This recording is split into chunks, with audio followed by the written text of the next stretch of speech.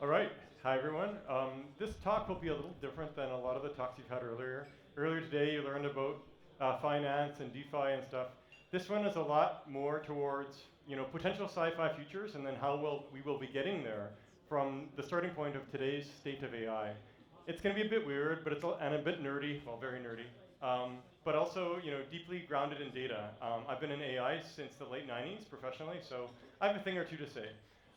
So AI, we are only getting started now. You might think we're in the middle of the revolution. It is still day one. To set the scene of some things that are going to come way sooner than you might think. Moon bases, but not just a moon base with like 5 astronauts chilling.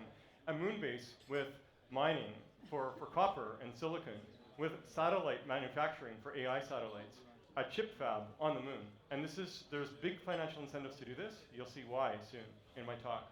Or the following, a mass driver.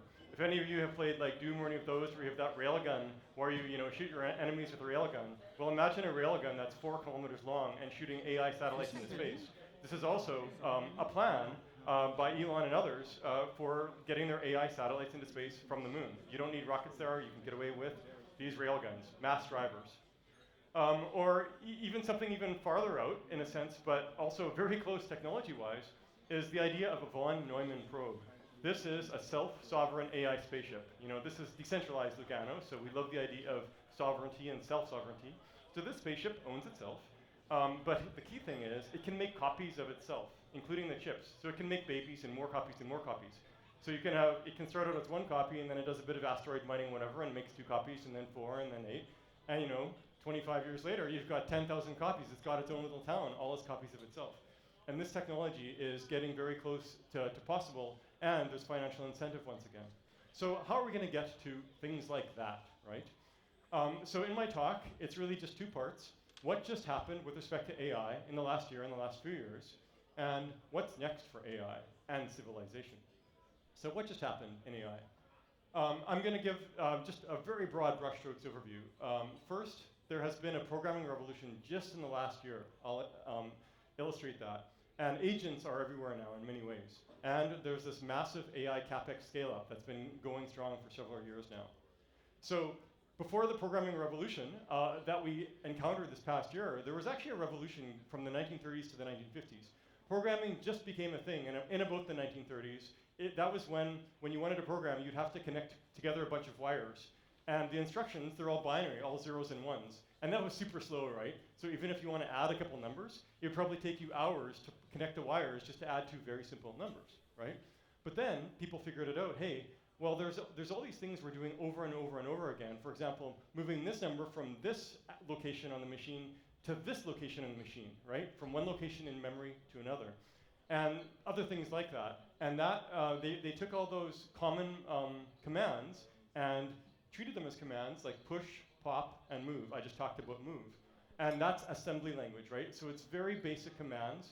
And whenever you design a microchip for like a microchip with a CPU, you are basically programming for the instruction language of that CPU. Push, pop, move, whatever it has. This is like x86 or MIPS or otherwise. And that was in the 40s. People developed it then, right? And obviously way better than binary. Next up, high-level languages. And these actually came hot on the heels of assembly in the 50s. The very first one was Fortran. Still used today, interestingly. So that was high-level languages. Instead of push and pop, you had if this, then do that, and so on. So then, what happened after the 50s? In the 60s? Not much else. 70s, not much else. 80s, not much else. There was proposals here and there, right? We got better editors. We got object-oriented programming. We got many other things, but they moved the needle 5%, 10%, but no 10x's, right? And it's happened for the last 7 years until last year, finally, we had a breakthrough. Claude Code. And this was because LLMs got powerful enough to move the needle. So in Claude Code, and now there's also, that's from Anthropic, there's also Codex from OpenAI and more, but Claude was the first. Basically, if you're a programmer, you can sit down, go in your command prompt, bash or similar, and say, hey, and link it to your code. Say, here's my code base. Now go and change all the variable names from, XYZ to ZZZ, and it'll just do it, right? Notice I'm Canadian, the Zs. Anyway, so you can do very basic search and replace, but you can be much more complicated, saying, hey, take this whole class, and turn it into just if-then else statements, or lots of other things. Hey, here's a bug that I don't understand, try to fix it. And it's generally very good at this. So I found, I was quite skeptical, I've been programming for too many decades. I love it though. And I was skeptical, but within a few hours of playing with it, I was hooked. And so I found for myself personally 3x to 10x, depending what I'm doing. And I run a couple teams of engineers in Ocean Protocol. Each team is about 4 or 5 engineers, but each team is operating as if it's 20 to 50 engineers. So this has actually been a big revolution for us inside Ocean. And all my colleague programmer friends, manager friends see similar. So that's a big revolution. There's a few more. Right on the heels of that, people started taking LLMs, these large language models, and putting them in the loop to run for 1 hour, 10 hours, a whole day. The most famous one is called OpenClaw, right? And basically, it's your personal assistant. You run it on your computer at home, and you give it access to some of your data, even some of your keys if you're feeling lucky. And then you say, hey, go into a research project for me, design the optimal schedule for me for the next 6 months to get fit, or go and book these airline tickets. And it will do that. It will run the browser, it will look on the internet, it will use your keys, whatever you want. And so it's actually, and of course these things, they even develop their own personalities. People name their bots and stuff too. And there's also mishaps that have happened, of course, too, but it really blew up in a big way. So within 2 or 3 weeks of it blowing up, it basically got acquired by OpenAI. And it was actually just one guy who built it over the span of, at first, just a few days, out of Austria, actually. Another thing, this is LLMs in the loop. And basically, what's an agent? You hear all the stuff about agents, right? At the heart, an agent is simply something smart that keeps looping on itself, getting feedback from the environment, using that to figure out the next actions, and then do the next thing, right? So the very, very simplest agent is like, while true, run AI decision making, and just loop, right?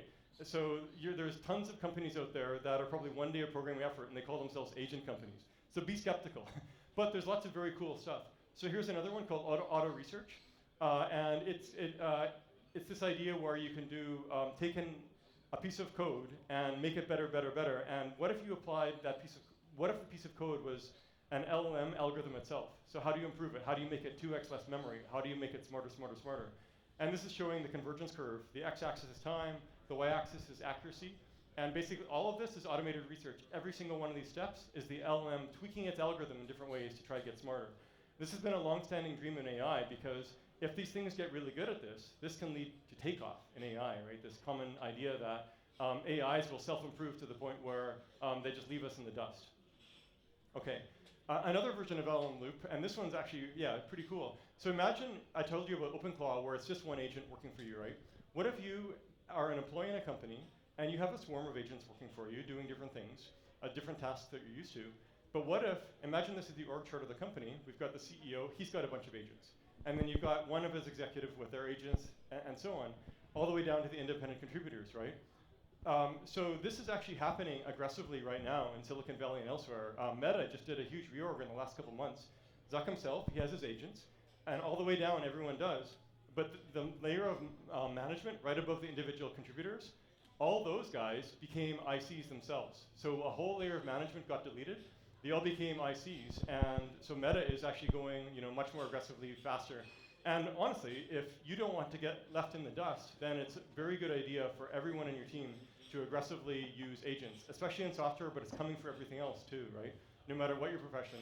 And if you think that your profession is special, everyone says that sometimes. And then you realize, oh, wait a minute, right? I used to think that AI researchers were special, but no, not at all, right?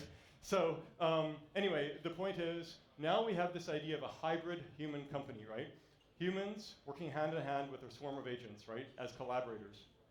And actually, you can go one step further. You can have a zero human company. So why bother with the humans? They're slow, they have to sleep, they have to get fed and all this.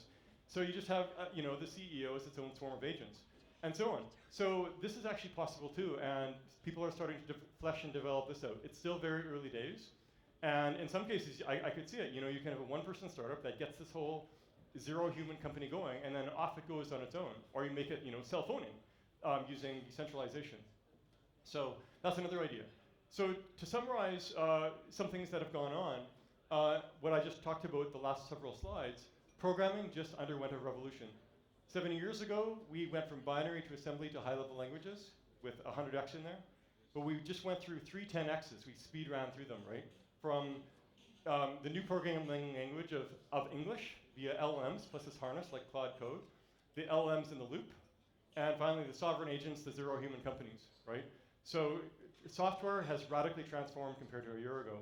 And to me, this is very exciting. You know, I come from an industry using AI for CAD tools for electrical design, and we were getting, 2Xs every year on average for year after year after year doing different things. It took a while for software to kick. Many people tried many things, but finally what really worked was LLMs with the harness, right? So be it. So I just talked about, a big thing that just happened in AI, but there's this other thing that's happened, which is this AI scale-up. So let's rewind back to the 70s. There's Moore's law. So the founder of Intel, Gordon Moore, he observed that with every 18 months or so, transistors were getting half the size. And what that meant was, with every 18 months, you could cram more transistors into a single chip, right?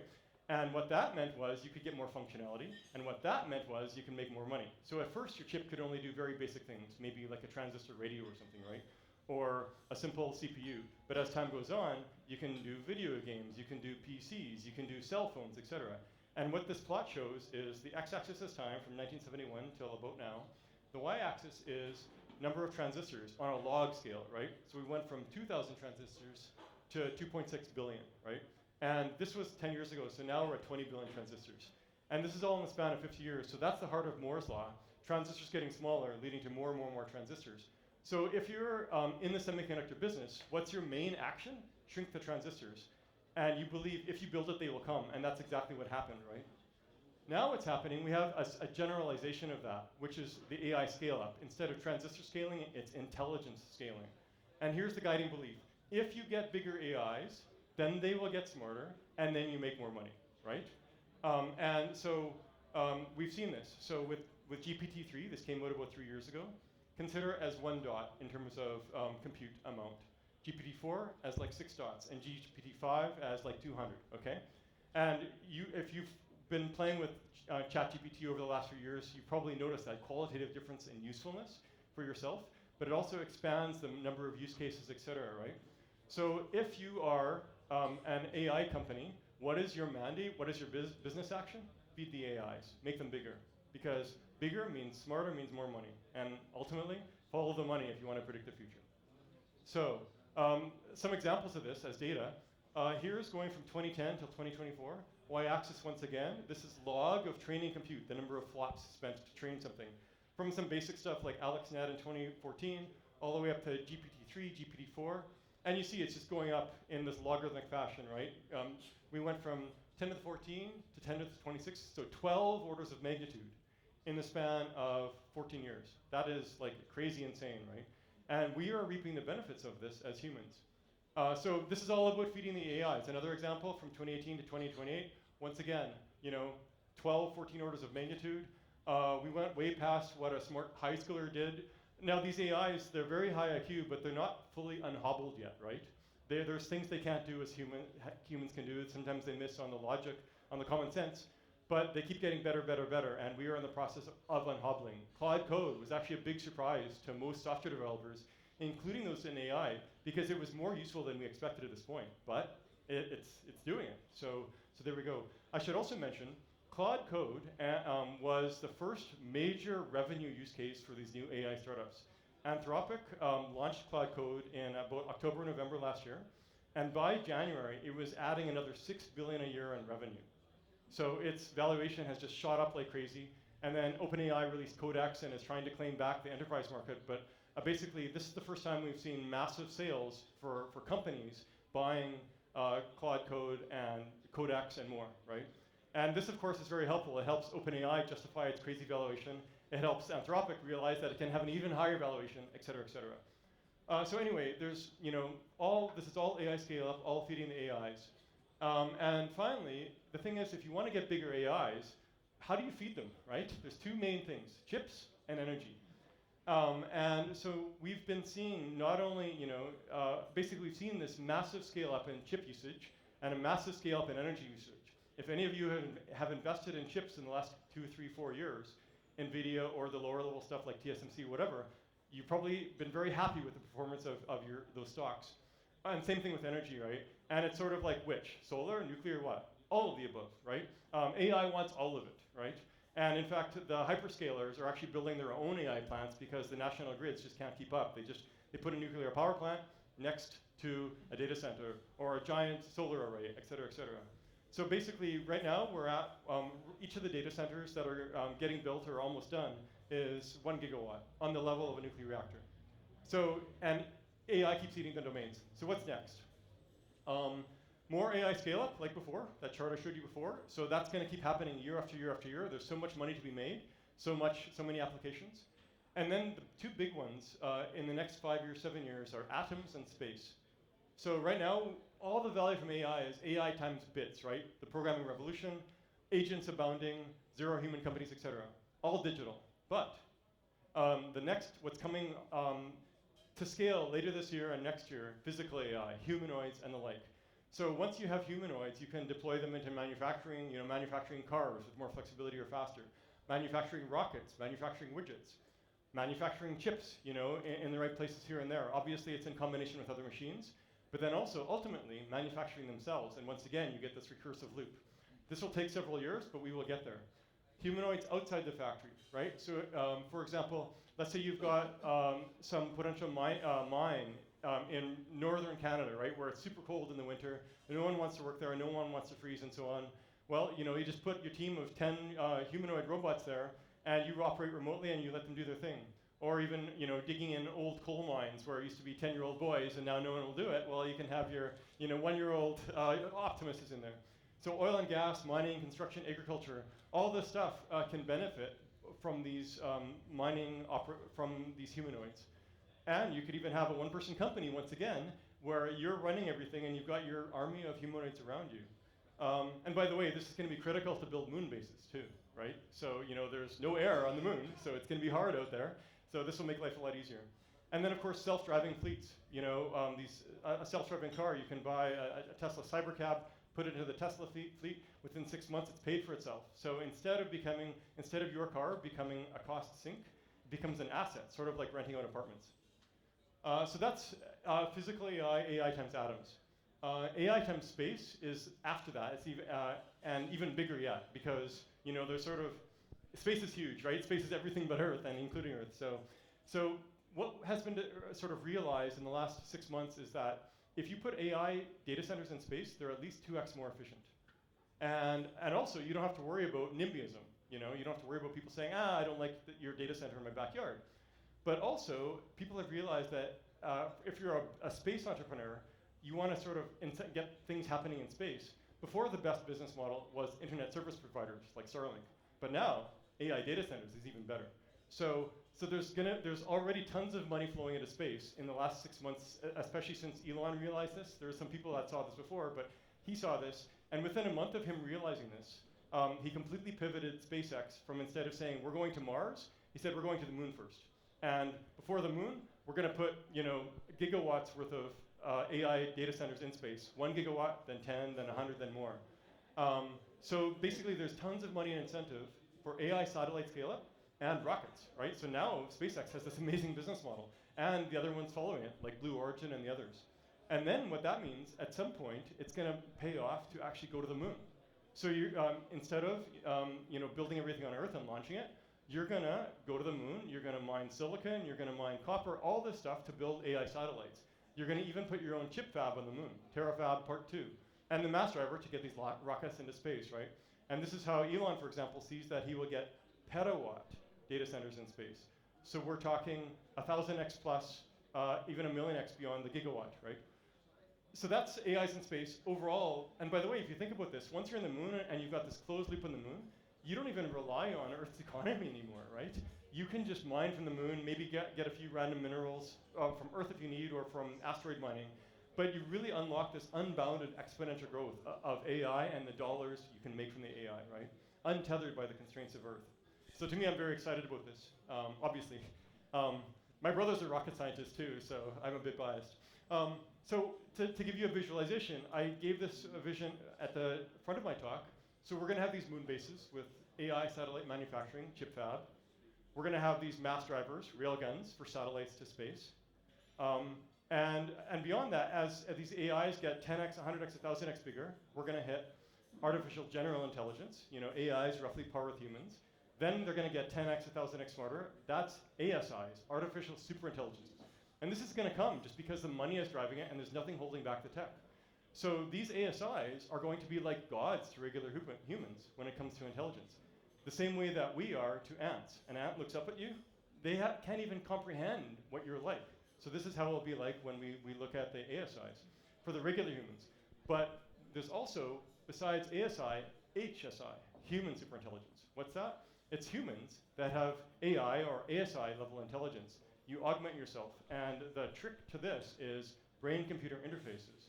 As you guys know, I mean, I like to think about the future. I'm spending all my time exactly on the HSI problem, on brain-computer interfaces. So that's my day-to-day work. So where will this take us? Well, the von Neumann probes, right? Where you've got these self-sovereign AI spaceships. They might be running 1 megawatt, 1 gigawatt, 1 petawatt, more, right? You also have, you know, you could have 1 billion humans in a spaceship. This is from Ian Banks' Culture series. They're called General Systems Vehicles, GSVs. It's sort of like a planet encapsulated, exploring the stars. You can go into deep sleep for, you know, thousands of years if you want to end up in the next solar system, and so on. You can have the idea of orbitals. So this is Jupiter here. So this orbital is actually 100x the diameter of Jupiter. What's an orbital? Well, it's 14 million kilometers in diameter, 30,000 kilometers wide, and it's humans living there, hanging out, doing their thing. You can have basic humans, you can have augmented humans, you can have, you know, machine minds hanging out with them, all of the above. And this, to me, is a very exciting future for where we could head as humanity. It doesn't have to be just the AIs, it doesn't have to be just, you know, humans unaugmented. It can sort of be all of the above. You can have this heterogeneous mix of minds. And going sort of even further, the idea of Dyson spheres, where you can surround a star and capture its energy. And by the way, once you capture the energy of a star, that's called Kardashev 2. What do I mean, and more generally? There's this Kardashev scale for civilizations. Type 1 is where you can capture the energy of a planet, like if we manage to control the energy of all of Earth. Type 2, K2, of a star, and you can keep going at the level of a galaxy and more. There's even Kardashev type 4, 5, 6, kind of crazy. So to wrap up, what did I just cover? First of all, I talked about what just happened in AI. We have this massive programming revolution, the biggest revolution in programming since the 50s. We've been having this massive AI scale-up where there's tons of money flowing into AI, into energy, and into chips. And what's next? Well, a lot more AI scale-up, but then atoms, physical AI, you know, manufacturing gets transformed, mining, coal, et cetera, gets transformed. Space, right? Mass drivers on the moon, all of that. And finally, artificial superintelligence, human superintelligence, and Kardashev 2 civilization. This is the future, and this is where we are right now. What does it feel like to stand up here? And to paraphrase many people, many technologists, we have entered the singularity now. We're already in it. So it's rising exponentially every year.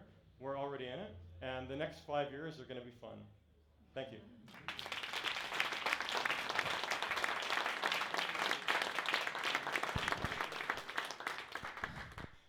Oh my God. I'm not sure if I feel better than last year, but you seem to be more optimistic this year. I'm not sure, but anyway. Some of the ants have questions. Hi, so my name is Bas Stedemek. I've been also in AI research since 20 years, seeing a lot of these developments. I would like to get your comment on this notion. I don't want to talk about AI bubble, because that's really on the economic side of things, but more on the foundational level. It seems to me, as you rightly pointed out, this AI scaling story is a story that's really good to sell, because now you have a formula for saying, you know, make it bigger, get more monies, right? But it is still predicated on this notion that this is the right approach to do it, but we also know it's an extremely wasteful approach in a way. These methods that we use now to train these large language models, for example, they're very sample inefficient and wasteful and still very brittle.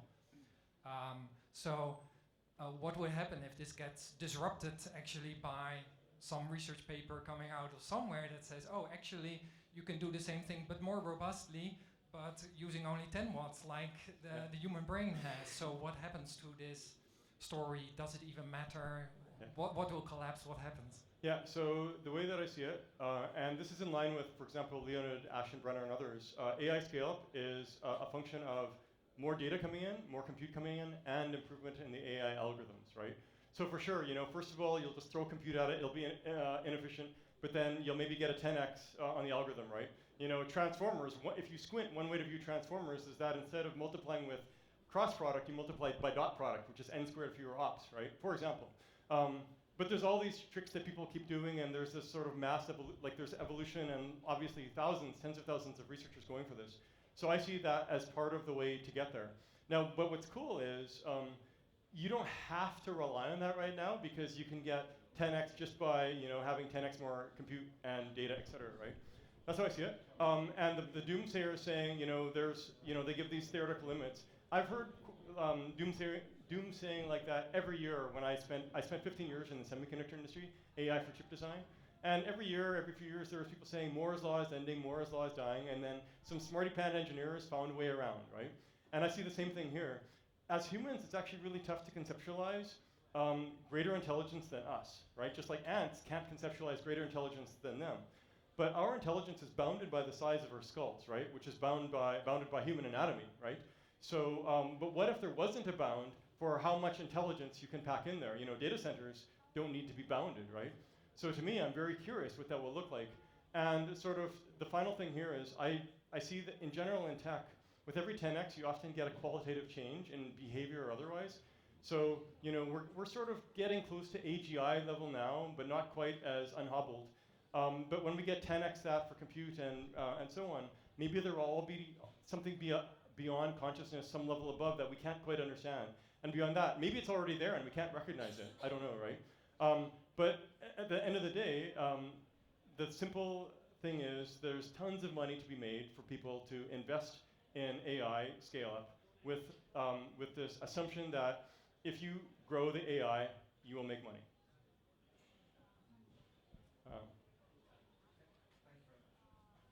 Thank you. I believe earlier you said you've taken particular interest in human super intelligence. Yes. I'd love to hear how. And does that mean that you're a personal candidate for Neuralink? Yeah, so overall, the general idea is Neuralink is, for everyone's sake, it's a brain-computer interface startup where you implant a chip, and right now it's being used to unlock people who are locked in from, say, ALS, where they're quadriplegics, they can't move at all. And this year they're releasing a product to restore blindness. There's another company doing that too, to restore blindness this year. So these are chips, it's invasive, you get chips to do this. And besides Neuralink, there's BlackRock Neurotech, which actually, a crypto company, Tether, owns the majority of now. And there's more too. So that's mostly right now, those guys are focusing on humans who have medical issues who want to be unlocked, and there's great value. What I see is, can you do things earlier in the flow where you don't have to be invasive, you can be non-invasive, and can you augment your abilities somehow with non-invasive brain-computer interfaces? And so I spent a lot of time thinking about this over the years, actually going back decades, and I saw that it was getting urgent because ASI is coming. So I reconfigured some of my teams and people in Ocean to work on this. And so we are specifically working on thought to image, which has a lot of applications actually, including high bandwidth communication to computers themselves without being invasive. Because images are high bandwidth. An image is worth 1,000 words, right? So there's a lot more details to unpack on that. We can maybe talk after, but it gives you a feel. And yeah, it's all about, once again, there's this emerging field called neuro AI. So traditionally there's brain-computer interfaces, BCIs, which is just the hardware. But neuro AI combines AI modeling, lots of data, and then using neuro devices towards specific last-mile applications. So you can view that project as a neuro AI project. And so this is for anyone because it's non-invasive. There's no approval that it needs doing. And you can use it, get better and better at it over years, just like you get better with keyboards or otherwise. And at some point, you know, there will be regulatory approval for the implanted stuff too for whoever wants, right? So, but definitely it's a pretty easy ask to say, hey, you want to put on this baseball cap or something where you can find yourself 10x more productive in certain ways, right? And that's what we're going for. I'm gonna get a baseball cap for you later on, yeah. Sure. Okay. Thank you, Trent. Thank you.